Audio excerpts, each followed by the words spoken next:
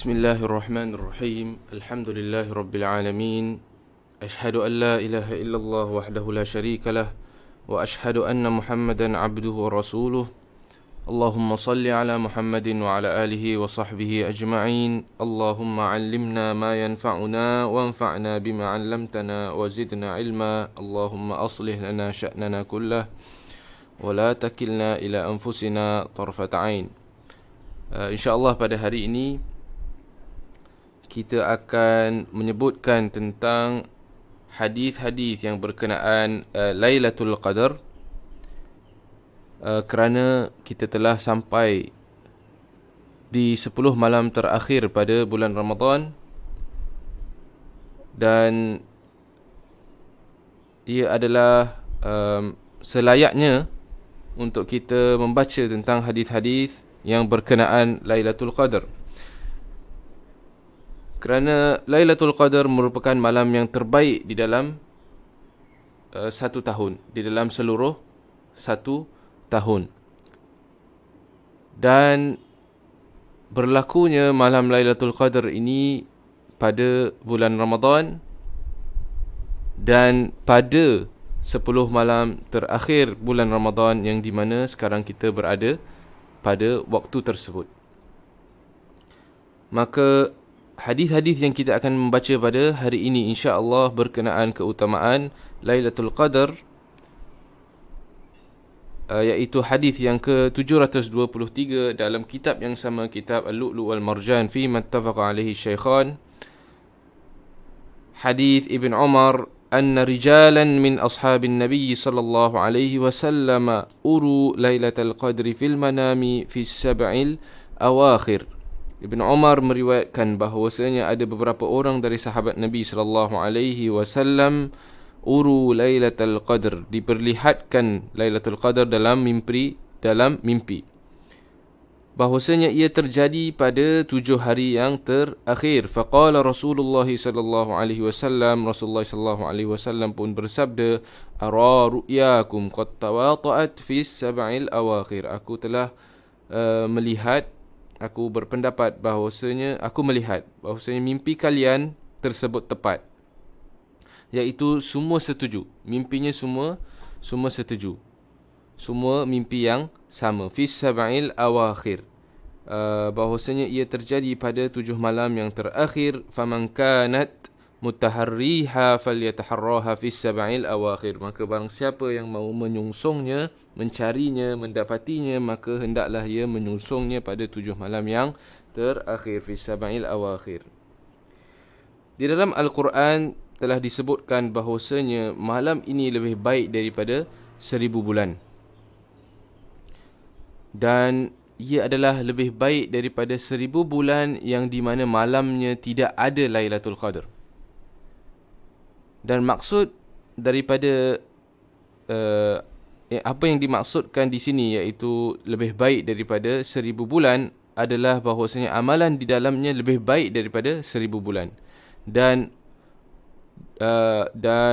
mendapati ganjaran daripada amalan yang dilakukan di dalam atau pada Lailatul Qadar lebih baik daripada ganjaran yang didapati daripada amalan-amalan 1000 bulan.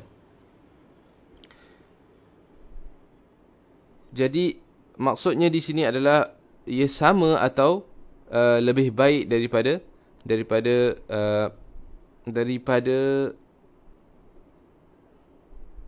mikdar atau kadar tersebut. Okey, kadar tersebut iaitu 1000 bulan. Dan jikalau kita lihat pada 1000 bulan. 1000 bulan ini dia sama ataupun dia jika dikira di dalam tahun, ia akan didapati bahawasanya ia sama seperti 82 tahun. Dan ia sebenarnya adalah the lifetime of a person. Hidupnya, sepenuh hidupnya seseorang. Jadi maksudnya di sini adalah amalan di dalam Lailatul Qadar ini adalah seperti amalan of a lifetime. Amalan sepenuh hidup. Itu adalah kelebihan amalan yang dilakukan pada malam Lailatul Qadar ini. Dan bukan sahaja seumur hidup, tetapi hidup yang seumur hidup yang panjang, iaitu 82 tahun. Maka status malam ini adalah sangat agung. Dan Allah Subhanahu Wa Taala juga telah menurunkan satu surah yang tertentu yang menerangkan tentang malam ini. Inna anzalnahu fi lailatul qadr. Allah Subhanahu Wa Taala telah menurunkannya pada malam Lailatul Qadar. Lailatul Qadri khairum min alfi syahr. Malam Lailatul Qadar, malam Al-Qadar ini lebih baik daripada 1000 bulan. Tanazzalul malaikatu warruhu fiha biizni rabbihim min kulli amr. Malaikat-malaikat turun dan ruh padanya turun biizni rabbihim min kulli amr, dengan izin Tuhan mereka daripada min kulli amr, daripada setiap perkara.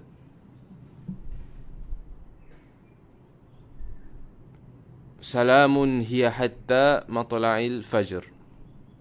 Salamun hiya hatta matla'il fajr. Di dalamnya ada ketenangan sehingga terbitnya fajar pada yang menandakan akhirnya malam tersebut. Beberapa ulama telah menyebutkan bahawasanya yang dimaksudkan yang dimaksudkan dengan perkataan Al-Qadar, malam Al-Qadar, adalah At-Ta'zim, kebesaran, keagungan. Okey, dan ini seperti mana Allah Subhanahu Wa Taala telah menyebutkan di dalam Al-Quran, di dalam satu ayat, wama qadarullaha haqqa qadrih. Mereka tidak menghormati Allah Subhanahu Wa Taala selayak penghormatan yang sepatutnya Allah Subhanahu Wa Taala terima. Jadi qadar membawa maksud penghormatan ataupun status ataupun keagungan, iaitu satu status keagungan, satu status penghormatan. Dan ini yang disebutkan oleh beberapa ulama bahawasanya makna Al-Qadar di sini adalah maksudnya penghormatan, status penghormatan ataupun status keagungan, berdasarkan ayat yang telah kita sebutkan. Dan juga dikatakan bahawasanya mengapa ia statusnya sangat tinggi, mengapa ia sangat agung, adalah kerana diturunkan padanya Al-Quran. Dan juga turunnya pada malam tersebut banyak malaikat. Okay, banyak malaikat turun pada malam tersebut. Dan juga apa yang boleh diperoleh daripada rahmah dan keampunan daripada Allah Subhanahu Wa Taala untuk manusia pada malam tersebut. Maka pada hadis Ibn Umar, hadis yang ke-723, hadis Ibn Umar, anna rijalan min ashabin Nabi sallallahu alaihi wasallam uru lailatul qadri fil manam. Mereka diperlihatkan malam Al-Qadar ataupun Lailatul Qadar. Lailah maksudnya malam, Al-Qadar maksudnya apa yang kita telah menyebutkan tadi, di dalam mimpi. Dalam hadis ini menunjukkan bahawasanya mereka semua diberitahu dan mereka lihat dalam mimpi mereka, sahabat-sahabat yang tertentu ini mereka lihat dan kemudian disaksikan ataupun disetujui oleh Nabi sallallahu alaihi wasallam atas apa yang mereka telah lihat. Maka Nabi sallallahu alaihi wasallam menyuruh sesiapa yang ingin mencarinya dan mendapatinya untuk mencarinya pada 7 malam terakhir. Dan ini hadis yang pertama. Ia didapati dalam 7 malam terakhir pada bulan Ramadan. Hadis yang seterusnya, hadis Abi Sa'id قال اعتكفنا مع النبي صلى الله عليه وسلم العشر الأوسط من رمضان فخرج صبيحة 20 فخطب. Hadis Abi Sa'id bahawasanya beliau berkata, kami pernah beriktikaf bersama Nabi SAW pada 10 malam pertengahan dari bulan Ramadan, iaitu sepertiga pertengahan daripada bulan Ramadan, iaitu 10 malam pertengahan Ramadan. Lalu beliau keluar pada pagi hari kedua. Fakharaja sabihata 20, ke-20. Lalu beliau keluar pada pagi hari ke-20 Ramadan. Maksudnya akhir sepertiga pertengahan bulan Ramadan, iaitu pagi daripada malam 20. Maka pagi pada pagi hari ke-20 Ramadan, iaitu pagi 20 Ramadan dan malam 21, malam 21. Dan berkhutbah kepada kami, sungguh aku diperlihatkan dalam mimpi tentang Lailatul Qadar. Wa qala inni uritu Lailatul Qadar thumma unsituha aw nusituha. Kemudian aku dilupakan waktunya tersebut. Dan ada beberapa ulama telah menyebutkan hikmah di dalam perkara ini, antaranya supaya umat Islam dapat bekerja keras untuk mencarinya.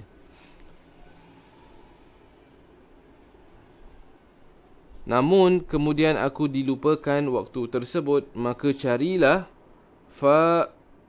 faltamisuha fil ashril awakhir fil witr.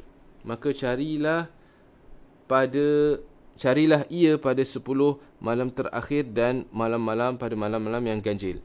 Jadi di dalam hadis yang sebelum ini disebutkan 7 malam terakhir. Pada hadis ini pula 10 malam terakhir, bahkan pada malam-malam yang ganjil daripada 10 malam ini. Sungguh aku bermimpi, wa inni ra'aitu anni asjudu fi ma'in wa tin. Aku bermimpi bahawa aku bersujud di atas air dan tanah. Faman kana i'takafa ma'a Rasulillah sallallahu alaihi wasallam. Di dalam setengah riwayat bukan sahaja disebutkan bahawa Nabi sallallahu alaihi wasallam bermimpi bahawa aku bersujud di atas air dan tanah, tetapi bermimpi pada pagi malam Lailatul Qadar itu. Maksudnya pagi yang datang selepas malam Lailatul Qadar, bahawasanya dia bersujud di atas air dan tanah. Wa fi ba'd riwayat fi sabihatiha anni asjudu fi ma'in wa tin faman kana i'takafa ma'a Rasulillah sallallahu alaihi wasallam. Maka di dalam hadis ini, pada awal permulaan sebelum diberitahu tentang Lailatul Qadar ini, mereka mencarinya. Rasulullah sallallahu alaihi wasallam dan para sahabat beriktikaf di pertengahan bulan Ramadan untuk mencari Lailatul Qadar pada waktu ini. Kemudian diberitahu dan ditunjukkan kepada Nabi sallallahu alaihi wasallam bahawasanya ia akan berlaku pada 10 malam terakhir. Oleh kerana itu, Nabi sallallahu alaihi wasallam berkata, siapa saja yang sudah beriktikaf bersama Rasulullah sallallahu alaihi wasallam, maka faman kana i'takafa ma'a Rasulullah sallallahu alaihi wasallam falyarji', maka pulanglah. Faraja'na wa ma nara fis sama'i qaza'ah. Maka kami pulang dan kami tidak melihat awan yang tipis sekalipun. Qaza'ah membawa maksud awan permulaan yang di mana selepasnya akan berkumpul awan-awan yang akan menandakan akan turunnya hujan. Itu adalah maksud qaza'ah. Faja'at sahabatun famatarat hatta sala saqful masjid. Hingga kemudian secara tiba-tiba datanglah awan yang banyak yang hingga air menitis, awan yang banyak, kemudian hujan turun hingga air menitis menembus atap masjid yang terbuat dari kedaunan kurma. Wa kana min jaridin nakhl hatta sala saqful masjid wa kana min jaridin nakhl wa uqimatis salah, dan kemudian iqamah untuk solat, iaitu solat fajar dikumandangkan, dan aku melihat Rasulullah, faraitu Rasulullah sallallahu alaihi wasallam yasjudu fil ma'i wat tin, sujud di atas air dan tanah, hingga aku melihat sisa, hatta raaitu atharat tin, sisa tanah tersebut, fi jabhatihi, pada dahi beliau. Okey, dan daripada hadis ini kita mendapati bahawasanya ia menandakan bahawasanya malam Lailatul Qadar pada waktu ini berlaku pada malam 21. Berdasarkan hadis ini, malam Lailatul Qadar berlaku pada malam 21, kerana disebutkan di dalam hadis ini bahawasanya Nabi SAW keluar pada hari ke-20 untuk berkhutbah, untuk memberitahu para sahabat bahawasanya dia telah melihat bahawasanya Lailatul Qadar sepatutnya dicari pada malam 10 terakhir bulan Ramadan. Kemudian tandanya bahawasanya ia adalah malam Lailatul Qadar, disebutkan bahawasanya Nabi SAW bermimpi yang dia melihat dirinya sujud di atas air dan tanah. Maka dalam hadis ini ia menunjukkan bahawasanya malam Lailatul Qadar itu telah berlaku pada malam yang ke-21. Para ulama, para ahli ilmu, mereka telah berdiskusi tentang perkara ini, dan mereka mengatakan bahawasanya yang paling rajih, bukan mereka katakan, maksudnya paling rajih daripada pengumpulan kata-kata ulama adalah bahawasanya Lailatul Qadar ini bukan satu malam yang thabitah, bukan satu malam yang tertentu di dalam setiap tahun. Bahkan ia boleh berubah, tahun berbeza daripada tahun yang lain. Maksudnya tahun ini mungkin berlaku 21, mungkin tahun depan 27, mungkin tahun yang lain satu malam di antara malam-malam 10 malam terakhir Ramadan. Tetapi yang disetujui oleh para ulama adalah ia tetap berlaku pada 10 malam yang terakhir. Ia tidak dikedepankan daripada 10 malam yang terakhir atau dilambatkan daripada 10 malam yang terakhir daripada bulan Ramadan. Dan hadis ini menunjukkan perkara tersebut. Kemudian kata-kata Rasulullah sallallahu ataupun penglihatan sahabat Nabi sallallahu alaihi wasallam di sini, Abu Sa'id Al-Khudri, dia telah melihat Nabi sallallahu alaihi wasallam sujud di atas air dan tanah. Ini juga menunjukkan bahawasanya mimpi boleh ditafsirkan secara ataupun boleh berlaku dan ditafsirkan secara realiti, dan juga ada contoh yang lain, iaitu boleh ditafsirkan dengan contoh. Maksudnya di dalam hadis ini, mimpi Nabi sallallahu alaihi wasallam ditafsirkan dengan perbuatan yang sama yang dilihat di dalam mimpi beliau, iaitu beliau mengatakan bahawasanya beliau melihat dirinya sujud atas air dan tanah, kemudian dia sujud di atas air dan tanah, yang menandakan bahawasanya malam yang sebelum itu adalah malam malam sebelum pagi tersebut adalah malam Lailatul Qadar. Dan contoh ini sebenarnya ada di dalam surah Yusuf, dalam Al-Quran, dalam surah Yusuf. Contoh bahawasanya pada mimpi ini ia boleh diinterpretasi, ditafsirkan dengan dua cara. Kadang-kala ia ditafsirkan dengan realiti, perkara yang sama berlaku daripada apa yang dilihat daripada di dalam mimpi. Yang jenis yang lain pula adalah ia diinterpretasi ataupun ditafsirkan dengan contoh. Allah Subhanahu wa taala berfirman di dalam surah Yusuf, wa dakhala ma'ahu sijna fatayan, dan masuklah bersama-sama Nabi Yusuf ke penjara dua orang khadam raja, dua orang pemuda. Qala ahaduhuma inni arani a'siru khamra wa qala al-akharu inni arani ahmilu fawqa ra'si khubzan ta'kulu at-tayru min. Salah seorang di antaranya berkata kepada Yusuf dengan berkata, sesungguhnya aku bermimpi melihat diriku memerah anggur. Yang kedua pula mengatakan, sesungguhnya aku bermimpi melihat diriku menjunjung roti atas kepalaku yang sebahagiannya dimakan oleh burung. Kemudian mereka berdua berkata, nabbi'na bi ta'wili, terangkanlah kepada kami akan takwilnya, akan interpretasi mimpi kami. Inna naraka minal muhsinin, terangkanlah kepada kami akan takbirnya, sesungguhnya kami memandangmu dari orang-orang yang berbuat kebaikan untuk umum. Jadi yang pertama, Nabi Yusuf alaihissalam mengatakan, qala la ya'tikuma ta'amun turzaqanihi illa nabba'tukuma bi ta'wilihi qabla an ya'tiyakuma.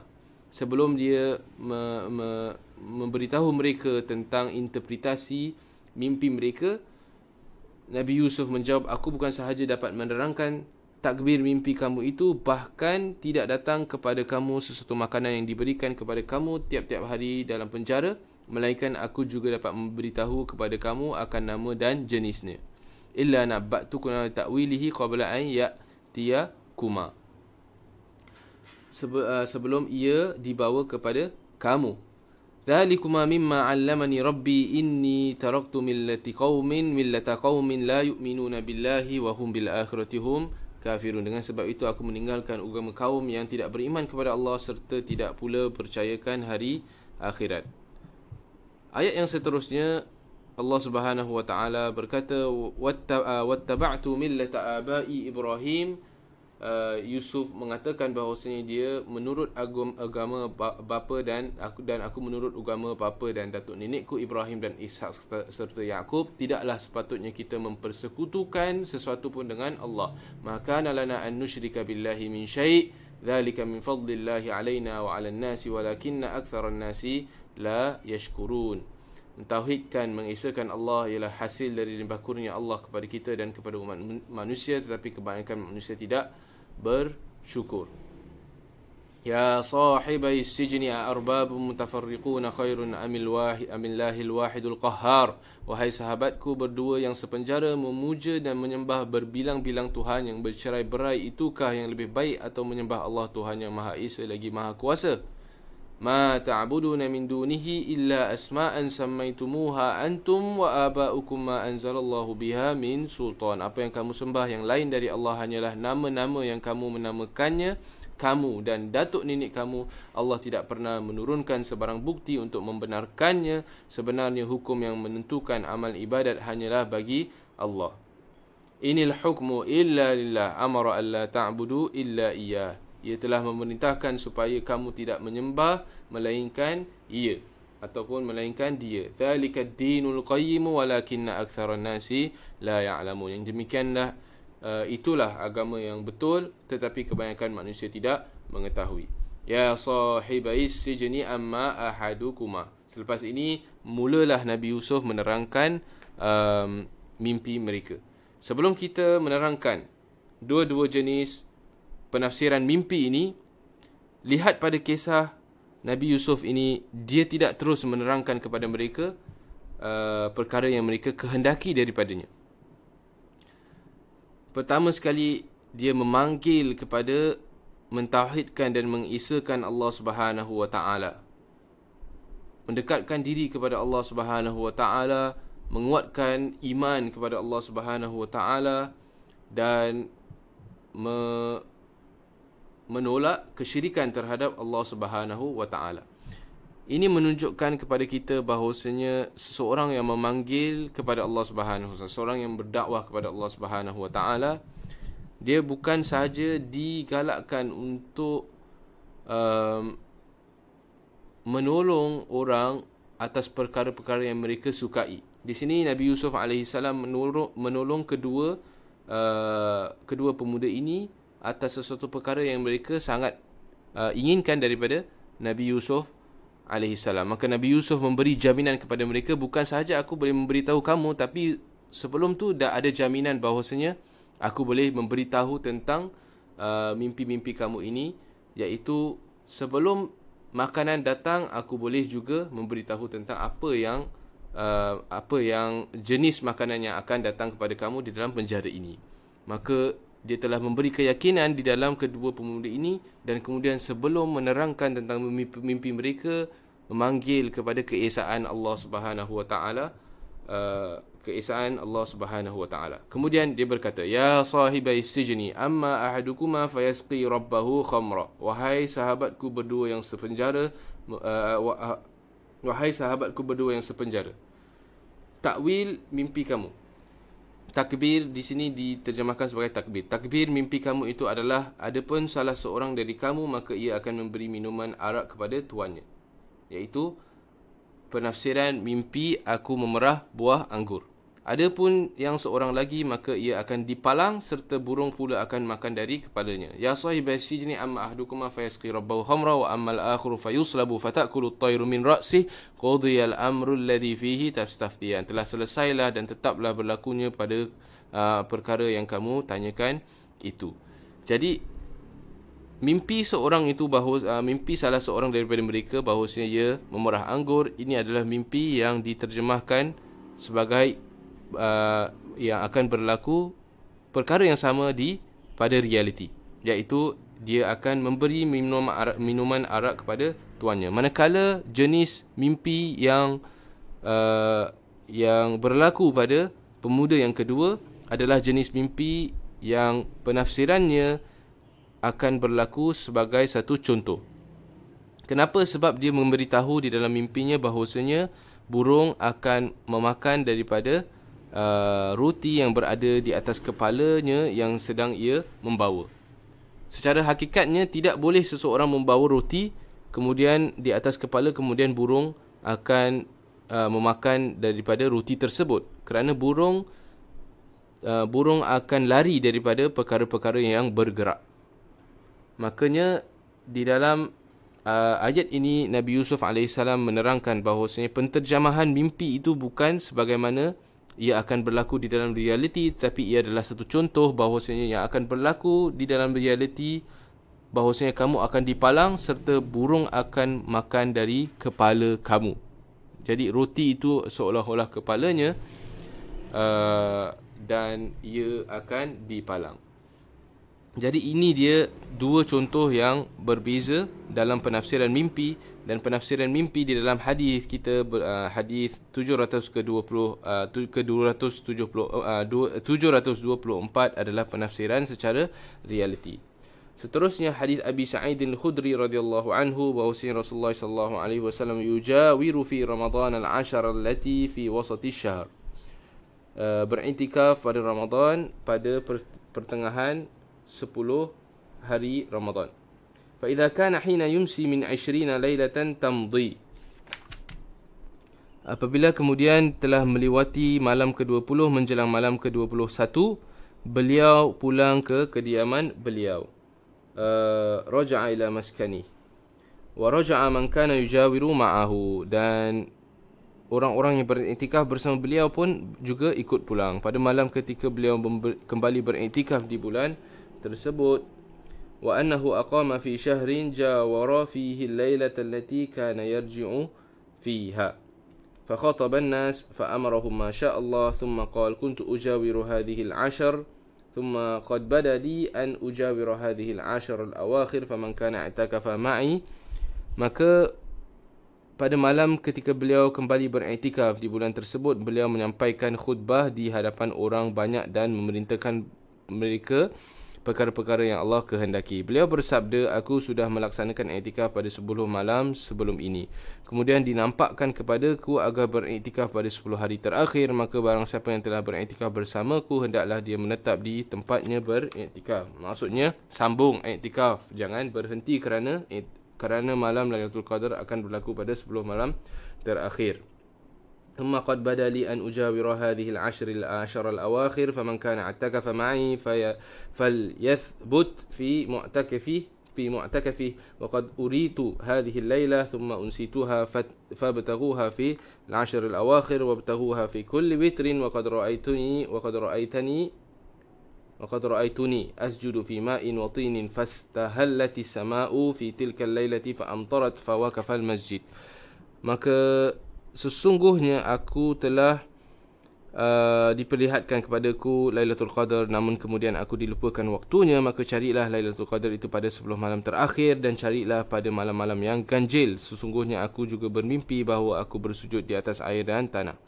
Sudah itu langit pun tampak mendung pada malam itu. Kemudian turunlah hujan hingga masjid bocor dan air mengenai posisi tempat solat Nabi. Fi musallan Nabi sallallahu alaihi wasallam lailata 21 pada malam ke-21. Kemudian mataku memandang Rasulullah, fabasurat aini nazartu ilaihi insarafa min as-subhi wa wajhuhu mumtali'un tinan wa ma'a. Dan aku melihat beliau seusai solat subuh dengan wajah beliau yang penuh dengan tanah dan air. Ini hadis sama seperti hadis yang sebelum, cuma ada tambahan-tambahan informasi yang menerangkan tentang apa yang telah kita sebutkan tadi. Hadis yang terakhir pada bab ini, hadis yang ke-726, hadis Aisyah radhiyallahu anha qalat kana Rasulullah sallallahu alaihi wasallam yujawiru fil 'ashr al-awakhir fi Ramadan wa yaqulu taharraw lailatul qadr fil 'ashr al-awakhir min Ramadan. Rasulullah SAW beriktikaf pada 10 malam terakhir pada bulan Ramadan dan bersabda, carilah Lailatul Qadar pada 10 malam yang akhir dari bulan Ramadan. Maka kesimpulannya telah disebutkan di dalam banyak athar yang merajihkan ataupun mengatakan yang paling rapat sekali, yang paling dekat sekali adalah malam Lailatul Qadar, malam yang ke-27. Oleh sebab itu, jumhur ulama, majoritas ulama mengatakan bahawasanya yang paling diharapkan malam Lailatul Qadar adalah malam yang ke-27, pada malam yang ke-27. Tetapi maksudnya di sini bukan maksudnya adalah kita menghadkan bahawasanya ia berlaku pada malam yang ke-27,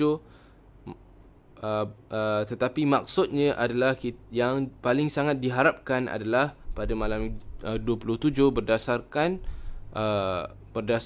kata-kata, berdasarkan pendapat para ulama. Ia adalah lebih diharapkan daripada malam-malam yang lain.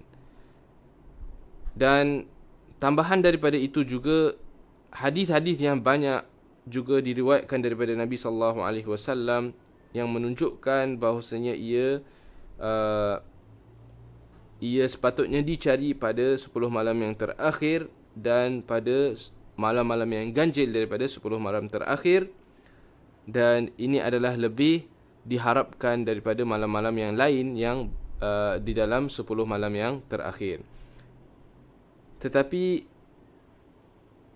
ini tidak memaksudkan bahawasanya ia tidak boleh berlaku pada malam-malam yang bukan ganjil juga.